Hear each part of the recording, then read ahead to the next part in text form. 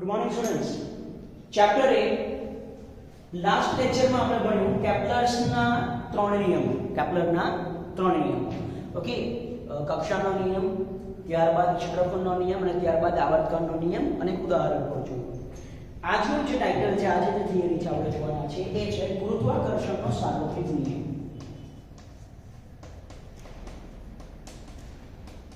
ગુરુત્વાકર્ષણનો સાર્વત્રિક નિયમ. ચલો, શું છે ગુરુત્વાકર્ષણનો સાર્વત્રિક નિયમ? કોણે રજૂ કર્યો? તો જોઈએ. હા, એક સ્ટોરી તમને ખબર છે કે ઝાડ પરથી સફરજન નીચે પડે છે. ત્યારબાદની બધી સ્ટોરી તમને ખબર જ છે. ઓકે, તો હા, ઝાડ પરથી સફરજન નીચે પડે છે આવું અવલોકન કરનાર ન્યૂટને એક તર્ક રજૂ કર્યો. એવો તર્ક રજૂ કર્યો કે ન્યૂટને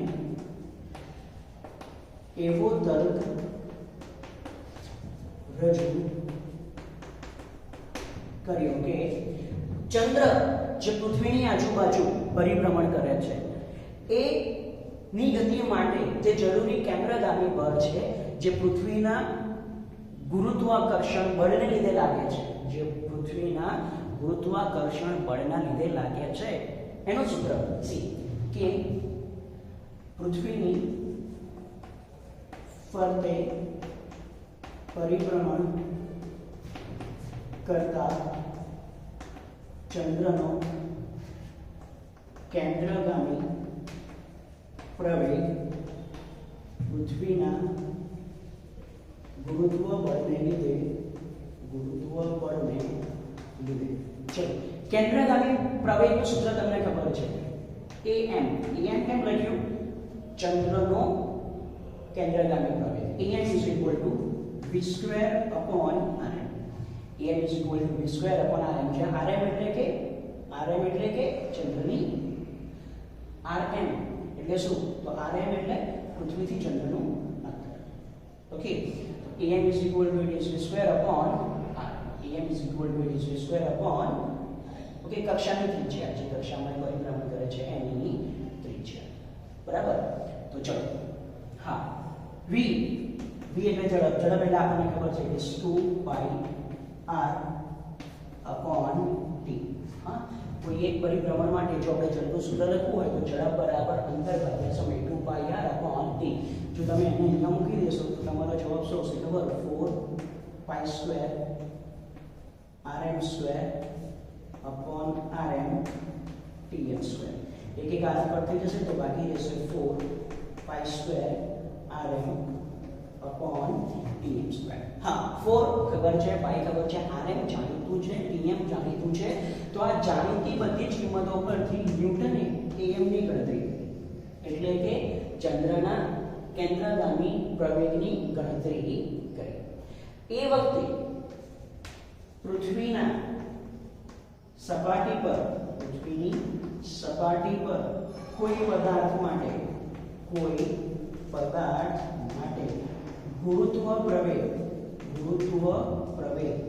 ge જાણીતું હતું 9.8 મીટર પર સેકન્ડ સ્ક્વેર. ઓકે, ન્યૂટને શું કર્યું ખબર? આ બંનેની કમ્પેરિઝન કરી ચંદ્રનો કેન્દ્રગામી પ્રવેગ અને પૃથ્વીની સપાટી પર કોઈ પદાર્થ માટે ગુરુત્વ પ્રવેગ, આ બંનેની કમ્પેરિઝન કરી, સરખામણી કરી. તો થયું શું ખબર? કે જે am છે ને એ am નું મૂલ્ય ge કરતા ખૂબ જ નાનું મળ્યું. તો આના પરથી તારણ શું? આખું સિમ્પલ. ge એટલે પૃથ્વીની સપાટી પર ગુરુત્વ પ્રવેગ. આ શું છે? તો કે ચંદ્ર ઓબ્વિયસલી સપાટી કરતા ચંદ્ર બહુ દૂર છે ને. હા, તેના પૃથ્વીના કેન્દ્રથી સપાટી કરતા ચંદ્ર બહુ દૂર છે. તો આના પરથી એક કન્ક્લુઝન આપણે એવું લખી શકીએ, ઓકે, કે પૃથ્વીનું ગુરુત્વ બળ અંતર સાથે ઘટે છે, એટલે કે અંતર વધતા ઘટે છે. પૃથ્વીનું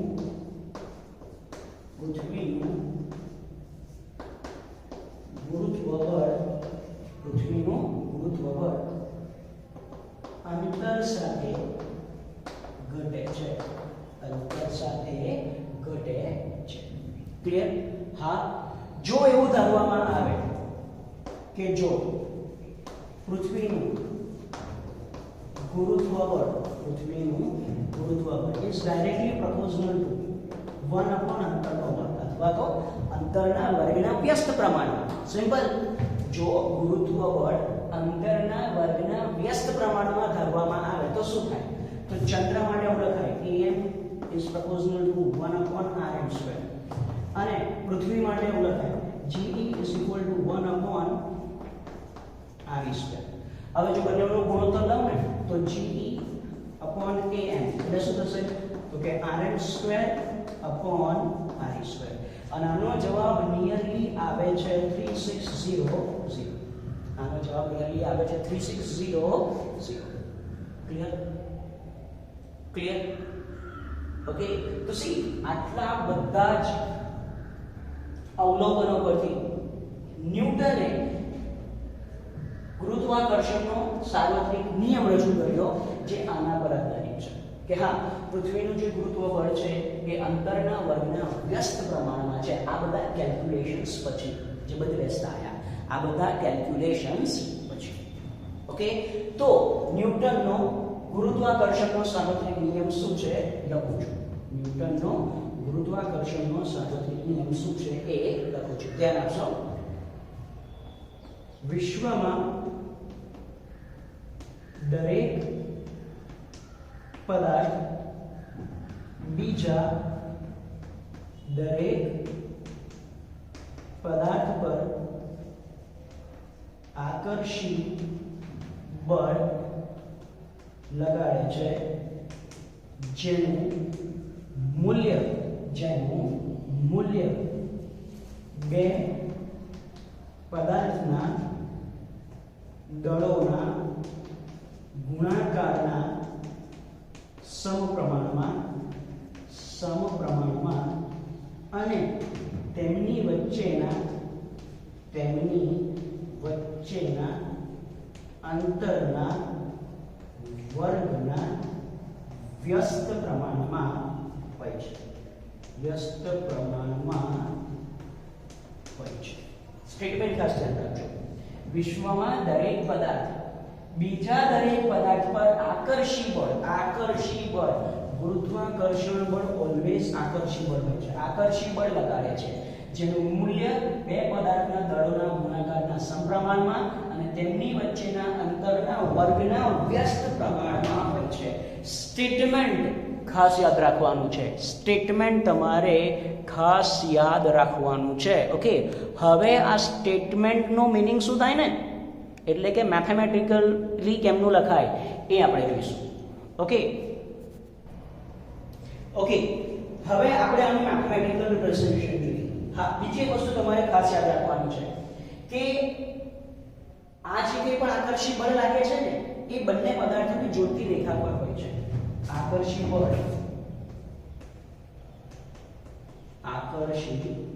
બળ બંને પદાર્થને જોડતી રેખા પર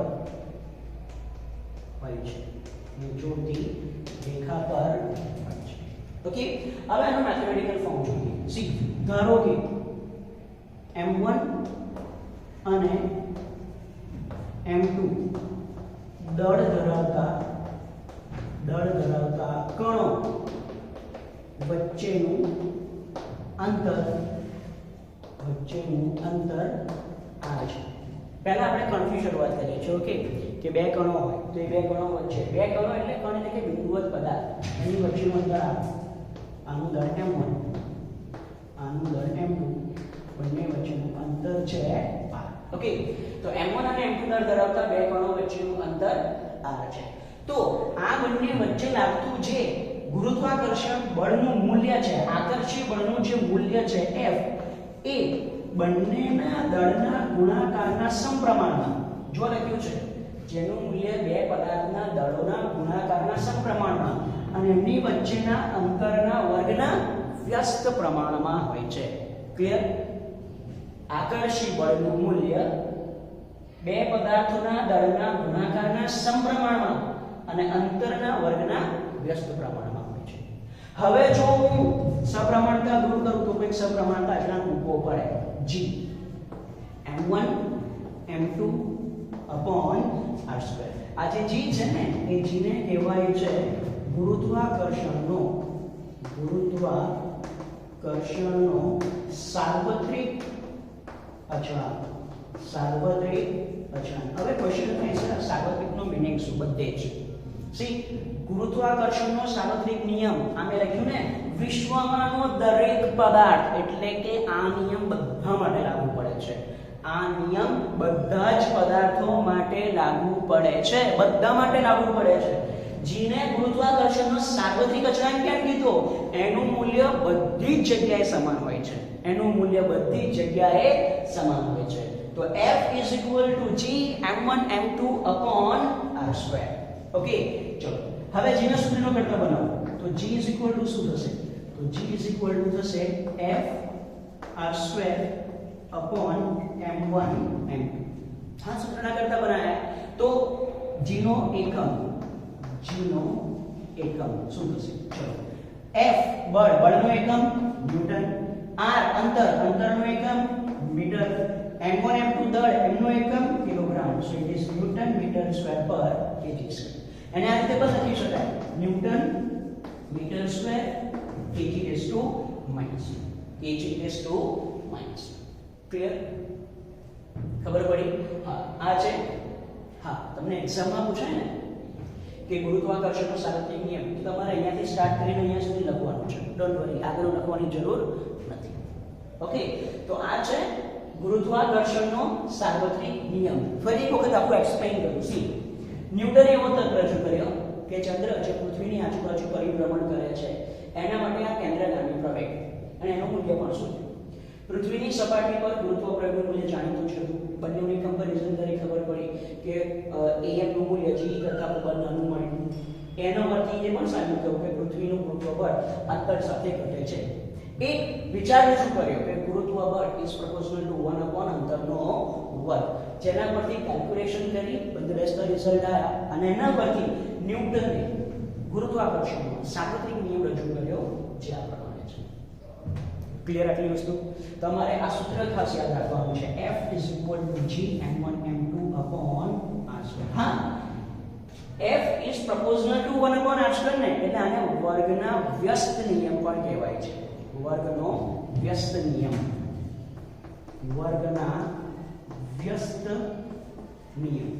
એવું પણ કહેવાય છે. એટલે આ વસ્તુ એક ધ્યાન રાખજો. ક્લિયર? હા, આ મેં શું લખ્યું ખબર? દરેક ગુરુત્વાકર્ષી બળ જેનું મૂલ્ય એટલે કે અદિશ સ્વરૂપ. હા, અદિશ સ્વરૂપ છે ગુરુત્વાકર્ષણ બળનું. ઓકે, બળ આપણને ખબર છે સદિશ રાશિ છે. તો હવે એનું સદિશ સ્વરૂપ કેમનું થશે? આપણે હવે એનું સદિશ સ્વરૂપ જોઈએ.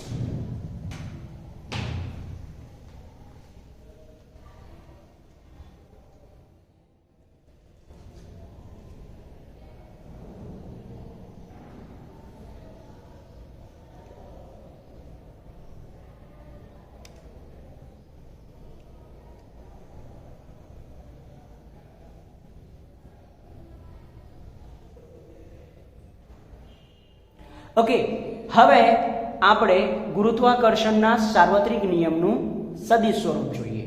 ચલો, સદિશ સ્વરૂપ શું છે? આપણને ખબર છે બળ એ સદિશ રાશિ છે અને કોઈ પણ સદિશ રાશિને કઈ રીતે દર્શાવવામાં આવે? તો કે કોઈ પણ સદિશ રાશિને દર્શાવવા માટે એનું મૂલ્ય અને એની દિશામાંના એકમ સદિશની જરૂર પડે છે. હા, આપણને આ વસ્તુ ખબર છે. બરાબર. સૌપ્રથમ તો સદિશ રાશિઓને દર્શાવવા માટે આપણે કોઈક નિર્દેશક્રમની જરૂર પડશે. તો નિર્દેશક્રમ નક્કી કરીએ. સૌપ્રથમ x, y અને z પરસ્પર લંબ એવી અક્ષો z વાળના સમતલને લંબરૂપે બહાર ઉગમ બિંદુ. ઓકે, હવે બે કણ લઈએ બિંદુઓ ધરાવતા પદાર્થ m1 અને m2, જેમના ઉગમ બિંદુથી સ્થાન સદિશ છે r1 અને આ. ચલો, આટલું ક્લિયર? આકૃતિમાં ખૂબ જ સરસ રીતે દેખાય છે. ને? હા, યસ, દેખાય છે. જુઓ, m1 અને m2 દળ ધરાવતા બે પદાર્થ જેમના સ્થાન સદિશ છે r1 અને r2 ઉગમ બિંદુથી. હું શું કરું છું ખબર? પહેલા m1 પર m2 ના લીધે કેટલું બળ લાગે છે જો. ચલો તો m1 પર m2 ના લીધે લાગતું ગુરુત્વ બળ. ચલો ખાસ ધ્યાન રાખજો 1 પર 2 ના લીધે એટલે આને લખાશે આ રીતે F12. બહુ જ સિમ્પલ છે હો. F12 યસ મૂલ્ય શું છે હમણાં જ આપણે જોયું Gm1 m2 upon r12 square. r12 square આ મૂલ્ય તો કહેવાય. r12 એટલે શું? r12 એટલે m1 અને m2 વચ્ચેનું અંતર. m1 અને m2 વચ્ચેનું અંતર. આટલું ક્લિયર? r12 એટલે m1 અને m2 વચ્ચેનું અંતર. ક્લિયર આટલું? ઓકે ચલો. હા હજુ બાકી રહ્યું છે કોઈ પણ સદિશને તો તેનું મૂલ્ય અને એની દિશામાંના એકમ સદિશ વડે દર્શાવવામાં આવે છે. હવે આ r12 શું છે?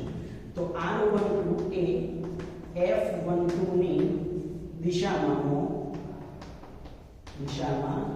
એકમ સદિશ છે. ના ખબર પડી? સમજો. ચલો f12 1 પર 2 ના લીધે લાગતું બળ. ગુરુત્વાકર્ષણ બળ ઓલવેઝ આકર્ષી હોય અને આકર્ષણનો મતલબ શું? એની તરફ. હા એની તરફ. ઓકે ચોક પર પૃથ્વીના લીધે ગુરુત્વાકર્ષણ બળ લાગે છે. ઓકે ચોકને છોડ દો તો કઈ જશે? પૃથ્વી તરફ ગયો? હા કે ના? અમુક ક્વેશ્ચન્સ થશે પછી જોઈશું. ઓકે તો સી આકર્ષી બળ એટલે કે તરફ આવે. તો સી જો m1 પર m2 ના લીધે લાગતું બળ આકર્ષી હોય તો એ બળ આ દિશામાં તરફ m2 ની તરફ. ક્લિયર? આને હું દર્શાવું છું F12 બળ. અને બળ આ દિશામાં લાગે છે. બંનેને રજૂ કરતો એક સદિશ ડ્રો કરું r12 આ દિશામાં. r1 અને r2 ને જોડતો એક સદિશ ડ્રો કર્યો. સ્થાન સદિશ ડ્રો કર્યો કહેવાય r12. ચલો આટલું ક્લિયર? આ તો શું દર્શાવ્યું છે? મેં એરો કેમ આ બાજુ માર્યો છે? બીકોઝ બળ એ દિશામાં લાગે છે. ચલો આટલી વસ્તુઓ ક્લિયર? કોઈ તકલીફ? ઓકે હવે આપણે શું કરવાનું છે? r12 એટલે કે m1 અને m2 વચ્ચેનું અંતર કેમનું શોધવાનું? r12 કેમના શોધવાનું? તમે આકૃતિમાં જોશો ને તો એક ત્રિકોણ રચાયો છે. ત્રિકોણ ત્રણ સદિશો છે r1 r12 અને r1 r12 અને r2. હા ત્રણ સદિશો છે. યાદ કરો ચેપ્ટર 4 સમતલમાં ગતિ. ઓકે જો ત્રણ સદિશો આપેલા હોય અને ત્રિકોણ રચે તો એમની વચ્ચેનો સંબંધ એટલે કે કોઈ બેનો સરવાળો અને ત્રીજો એમનો પરિણામી કેમનું મળે? યાદ કરો ટેલ હેડ મેથડ. હા r1 ની આ ટેલ છે, આ છે હેડ, આ છે ટેલ, આ છે હેડ, આ છે ટેલ અને આ છે હેડ. તો આન્સર આપો કોનો સરવાળો થાય? ટેલ હેડ રિલેશન હોય એમનો સરવાળો થાય. ટેલ હેડ એટલે r1 અને r12 નો સરવાળો થાય. તો આકૃતિ પરથી આપણે લખી શકીએ કે r1 r12 is equal to r2.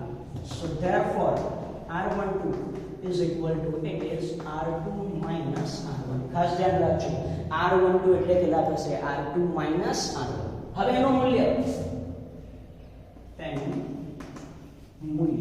એટલે કે r12 કેમનું થશે?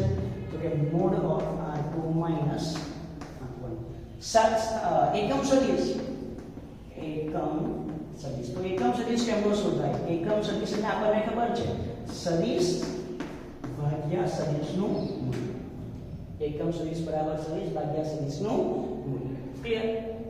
આ રહ્યો સદિશ અને આ રહ્યું ક્લિયર? હા અને હજુ લખવું હોય તો આ રીતે પણ લખી શકાય કે it is r2 minus r1 upon mod of r2 minus r1. Okay તો ખાસ ધ્યાન રાખજો m1 પર m2 ના લીધે લાગતું બળ ફરીથી સૂત્ર કઈ રીતે લખાય છે? F12 Gm1 m2 r12 square. r12 caret એ F12 ની દિશામાંનો એકમ સદિશ છે. F12 આ દિશામાં લાગશે એટલે મેં એની દિશામાં એક સદિશ ડ્રો કર્યો r1. ચલો ક્લિયર આટલું? હા, r12 એટલે m1 અને m2 વચ્ચેનું અંતર. r12 એટલે r2 r1 એનું મૂલ્ય સાચી વસ્તુ કહું ને તો આ થિયરી છે એટલે આવું લાગશે કે સર કેટલું કોમ્પ્લિકેટેડ લાગે, બટ એકચ્યુઅલમાં જ્યારે દાખલા આવશે ને સમ્સ થશે ને ત્યારે તમને બહુ ઈઝી લાગશે. ઓકે, આ મેં શું શોધ્યું ખબર છે? m1 પર m2 ના લીધે લાગતું બળ. તો શું માત્ર m1 પર જ બળ લાગે m2 ના લીધે? m2 પર m1 ના લીધે બળ ના લાગે? લાગે ને.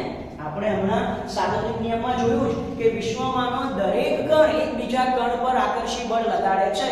તો જો 1 પર 2 ના લીધે બળ લાગતું હોય, ઓબ્વિયસલી 2 પર 1 ના લીધે બળ લાગે છે. તો હવે આપણે લખવાનું ટ્રાય કરીએ છીએ. મેં જેવું અહીંયા લખ્યું છે ને એવું લખવાનું છે. m1 પર m2 ના લીધે લાગતું બળ, તો અહીંયા શું લખવું હવે? m2 પર m1 ના લીધે લાગતું બળ. ચેન્જીસ બહુ ઈઝી છે. 1 પર 2 ના લીધે લખ્યું એટલે લખ્યા હતા F12.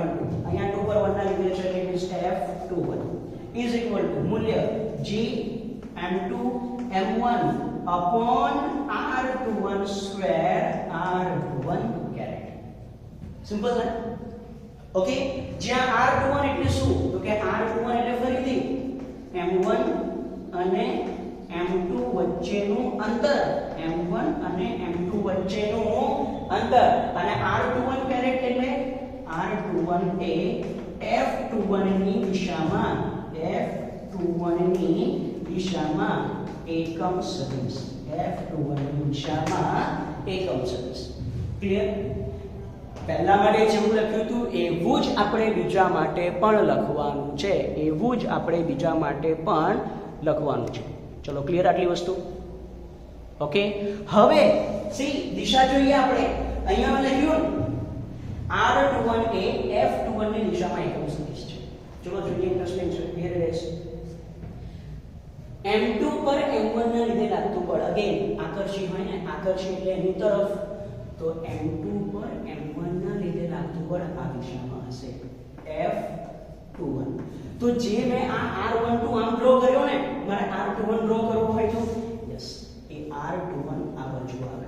અને જો r21 આ બાજુ આવે તો એની દિશામાંનો એકમ સદિશ r21 કેરેટ પણ આ જ દિશામાં આવે. હવે ડિફરન્સ કરવો પડે તો તમને આકૃતિ પરથી ખબર પડે. સર r12 અને r21 ની દિશા વિરુદ્ધ છે. યસ, r12 અને r21 ની દિશા વિરુદ્ધ છે, વિરુદ્ધ છે. તો થશે શું? કન્ક્લુઝન જો અહીંયા f12 નું સૂત્ર, f21 નું સૂત્ર ખાસ ધ્યાન રાખજો. g m1 m2 m2 m1 તો લો ગુણાકાર 3 ગુણ્યા 5 કે 5 ગુણ્યા 3 જવાબ સેમ જ આવે. Okay, yes. So g m1 m2 g m2 m1 same છે. r12 એટલે m1 અને m2 વચ્ચેનું અંતર, તો r21 એટલે m1 અને m2 વચ્ચેનું અંતર. ઓ હેલો, અંતર તમે m1 થી m2 બાજુનું માપો કે m2 થી m1 બાજુનું માપો, અંતર તો સમાન થવાનું બંને વચ્ચેનું. યસ, બંનેનું અંતર. એટલે r21 અને r12 કેવા થયા? સમાન. કે r12 is equal to r21 બરાબર m1 અને m2 વચ્ચેનું અંતર, બંને વચ્ચેનું અંતર. ચલો આટલું ક્લિયર? હેલો, આટલું ક્લિયર? ઓકે, ચલો નાઈસ. હવે C g m1 m2 r12 square r1 square, એટલે આટલી જે વસ્તુ છે એ બંનેમાં કેવી થઈ ગઈ? સેમ. આ વસ્તુ બંનેમાં કેવી થઈ ગઈ? સેમ. બંનેના મૂલ્યો કેવા આવી ગયા? સેમ.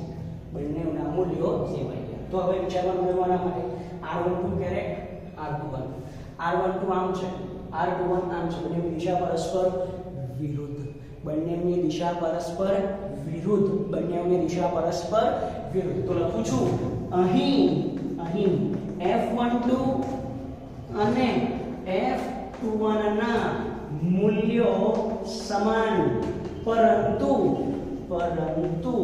દિશા વિરુદ્ધ છે, દિશા વિરુદ્ધ છે. ઓકે, તો માટે આવું લખાય ને f12 બંનેના મૂલ્યો કેવા? સમાન, પરંતુ દિશા બંનેની કેવી થશે?